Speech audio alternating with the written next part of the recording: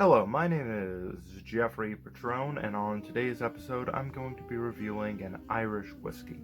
Now, what Irish whiskey is that? A 12-year-old edition of the Irishman. So, thing that is happening. I don't know. So, the Irishman is a whiskey company, a distillery. That company isn't perhaps the best word, but it is a distillery that is owned by the Walsh Whiskey Company. They own things like Writer's Tears, just to name at least one of the things that they own, and the only one that I can currently remember.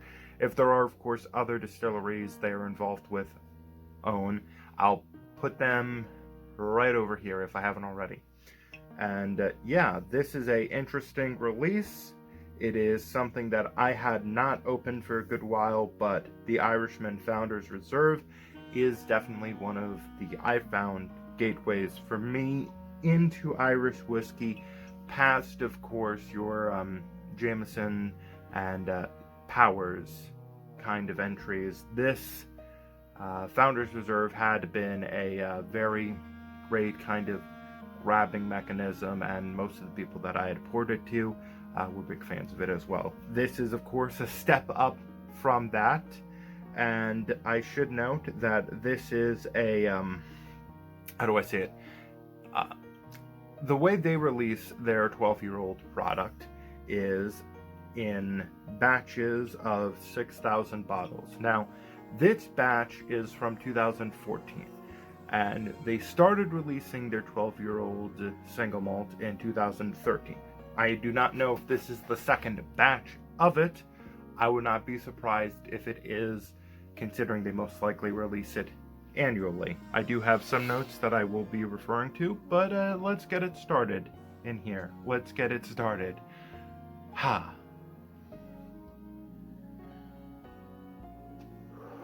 Now, off the nose, off the bat on the nose, there is this effervescent, very friendly aroma that is generally present in a lot of Irish whiskeys I've found. And what jumps out of the glass, at least to me today, is this kind of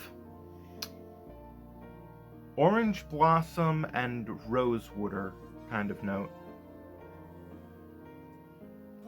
There's just this almost, and I say almost because I'm not really familiar with this, but a hibiscus kind of a note. It is something that was, to the best of my knowledge, only aged in ex-bourbon barrels. So it is something that is more just, here's how the flavors developed, because ex-bourbon barrels generally act as the neutral ground of, okay, here's just something that had whiskey in it. It's not necessarily going to flavor the product too much, but it is going to give it some character more in the depths of whiskey and not be overly harsh with the tannins, as might be the case if you just start out with a new barrel. And of course, with different climates, it is easier generally in places like Ireland and Scotland to do used oak, but that's a discussion for another time, and tradition and yada yada. But I am getting almost like this coconut note that I sometimes would get in, say, a green spot on the nose.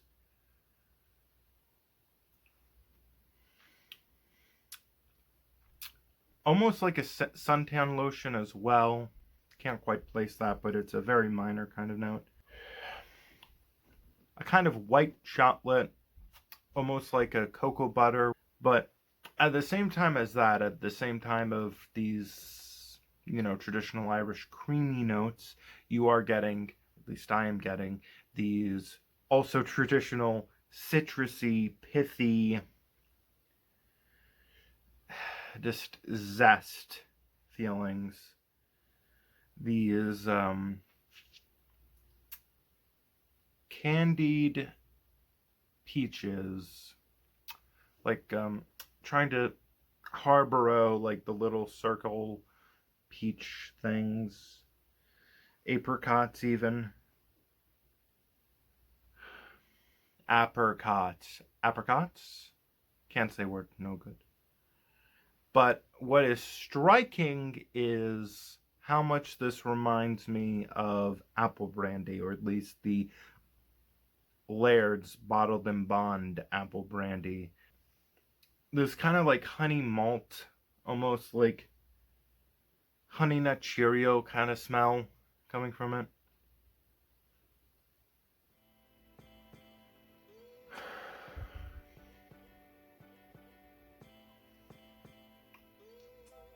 This very sweet, almost,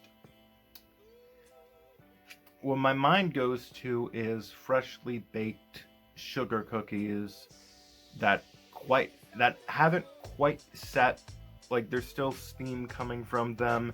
Maybe you've put a dusting of like cinnamon or something like that on them, and just the smell of those cookies as they spread through the air.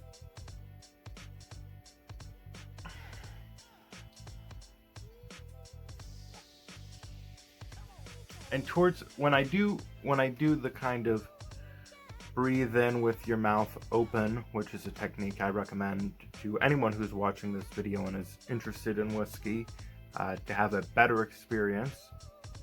When you go into smell, breathe in with your mouth as well. And sometimes I will, for a smell, put my mouth over the glass and just do that technique as well. When I do that with this, towards the end, I get this spike of a flavor that reminds me of the aroma of some tempered, semi-sweet shotlet, the little shotlet morsels that have now been turned into this little spreadable mess of a chocolat. But this is a very sweet nose. Almost like a cheesecake as well. You could even say, like maybe even like a brandy brushed cheesecake. But vanilla. A lot of these flavors are more vanilla, common, approachable, which isn't a bad thing. It is just a delectable Irish whiskey. At least to me. Let's have a taste, shall we?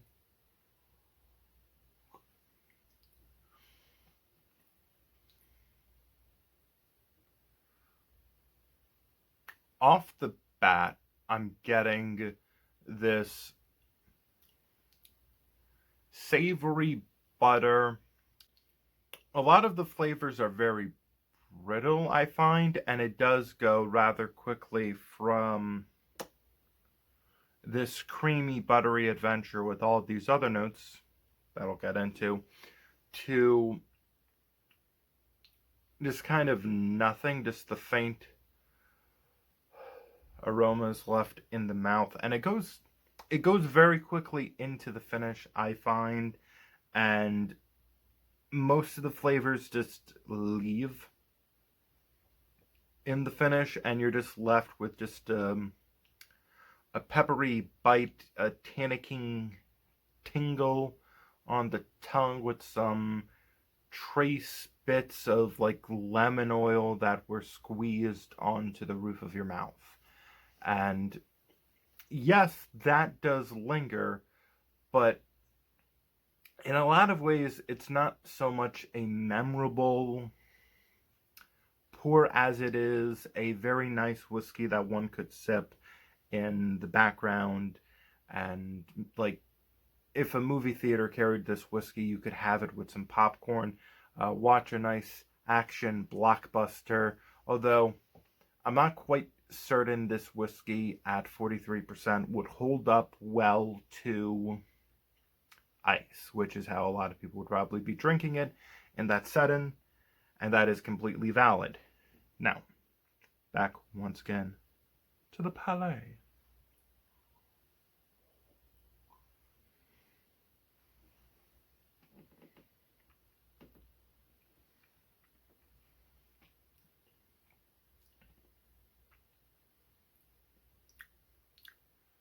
There's this lemon note. It's not really lemon juice, lemon pulp. It's not the tartness from a lemon. It's not the sourness from a lemon. What it is, however, is this lemon skin, the lemon pith.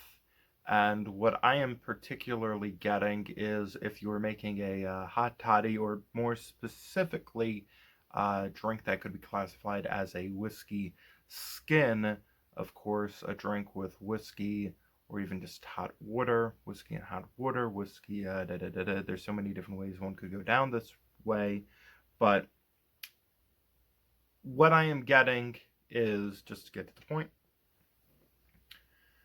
a lemon peel, a hearty lemon peel, just with the girth and the pith.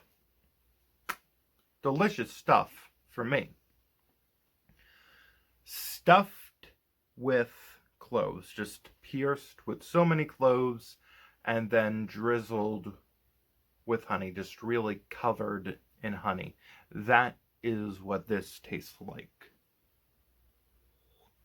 To me, of course. And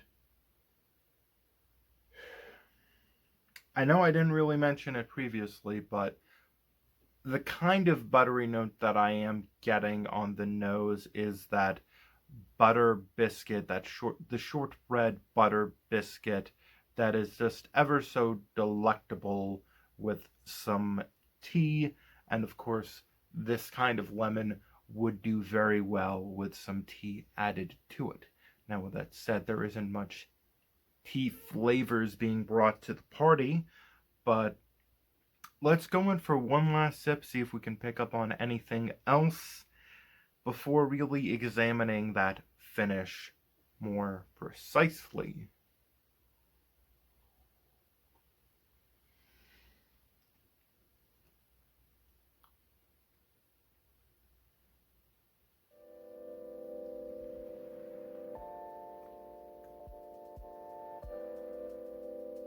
There's this off-bitter malt characteristic that appears at the end of the palate into the finish, right as the transition happens.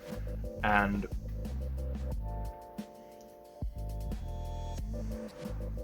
I'm not sure quite if it's a bitter malt, or if it's a malty bitter note, or if it's just you have the appearance, or at least the resurgence of malt characteristic coming into the place, as you have this bitterness that will more appear in the finish kind of start.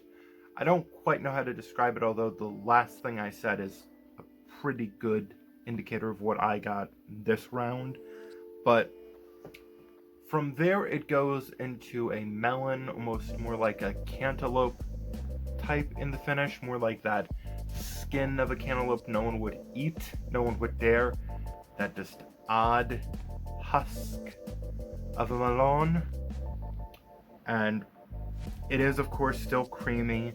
There is this more so green apple note that begins to appear towards the end of the palate, but really takes off in the finish.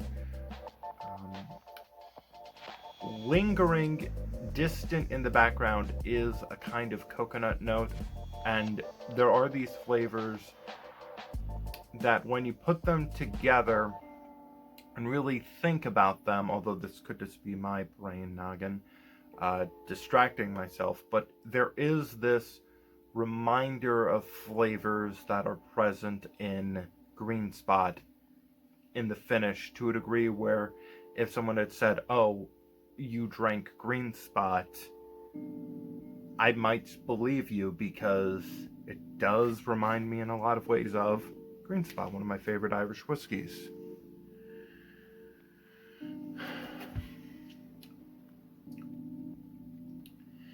The nose is to bring things around. The nose is very upfront with a lot of the flavors, but the palate delivers a lot of flavors as well. It doesn't hold on to them and goes very quickly into the finish.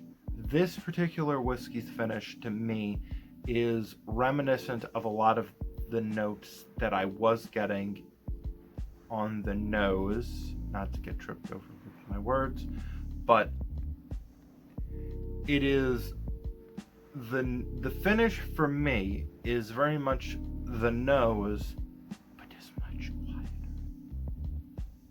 Whereas the nose is rose water, white chocolate.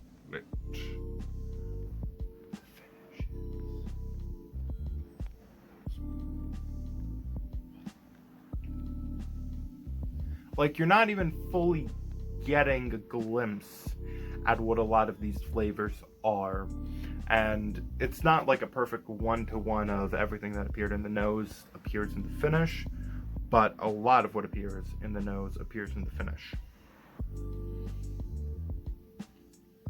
And of course, you could then go back and extrapolate, well, I am kind of getting a bit of a cantaloupe note on the nose.